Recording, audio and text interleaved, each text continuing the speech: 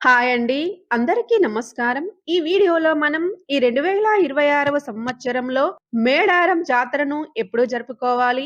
ఈ మేడారం జాతరను ఎన్ని రోజులు జరుపుకోవాలి?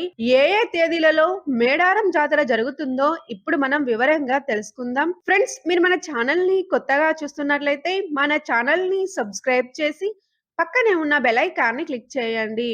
నేను చేసే ప్రతి వీడియో మీకు నోటిఫికేషన్ రూపంలో ముందుగానే వస్తుంది.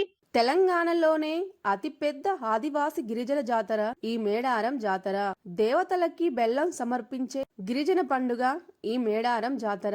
ప్రతి 2 సంవత్సరాలకొకసారి మాఘశుద్ధ పౌర్ణమి రోజున మేడారం జాతరను జరుపుకుంటారు. సమ్మక్క సారలమ్మలను దర్శించుకోవడానికి భారీ సంఖ్యలో భక్తులు వస్తారు.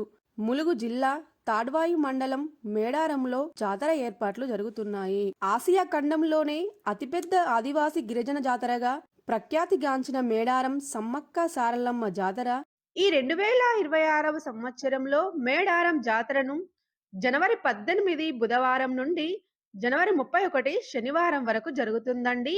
తెలంగాణ కుంభమేళగా ప్రసిద్ధి చెందిన వనదేవతల జాతర 2 ఏళ్లకొకసారి జరుగుతుంది. మాఘమాసంలో 4 రోజుల పాటు పెద్ద జాతర జరుగుతుంది. 4 రోజుల పాటు జరిగే ఈ జాతరలో జనవరి 28 బుధవారం సాయంత్రం 6 గంటలకి కన్నెపల్లె నుంచి సారలమ్మను, గోవిందరాజును, పగిడిద్దరాజులను గద్దెపైకి తీసుకురావడంతో మేడారం జాతర అయితే మొదలవుతుందండి. రెండవ రోజు జనవరి 29న గురువారం సాయంత్రం 6 గంటలకు చిలకలగుట్ట నుంచి సమ్మక్క దేవతను గద్దెపైకి తీసుకువస్తారు.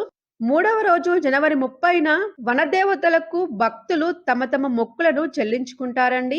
నాలుగవ రోజు జనవరి 31న సాయంత్రం 6 గంటలకు సమ్మక్క సారలమ్మ దేవతలను గోవిందరాజు, పగిడిద్దరాజు దేవుళ్ళు తిరిగి వన ప్రవేశం చేస్తారండి. ఈ రోజుతో మేడారం జాతర అయితే పూర్తవుతుంది. ఈ మహా మేడారం జాతరకు తెలంగాణ నుంచే కాకుండా ఇతర రాష్ట్రాల నుంచి కూడా భారీ సంఖ్యలో భక్తులు హాజరవుతారు. ఫ్రెండ్స్, ఈ వీడియోలో మనం మేడారం జాతర యొక్క తేదీల గురించి తెలుసుకున్నారు కదా. ఫ్రెండ్స్, మీకు ఈ వీడియో నచ్చినట్లయితే లైక్ చేసి కమెంట్ రాయండి. Thank you for watching. Please subscribe my YouTube channel.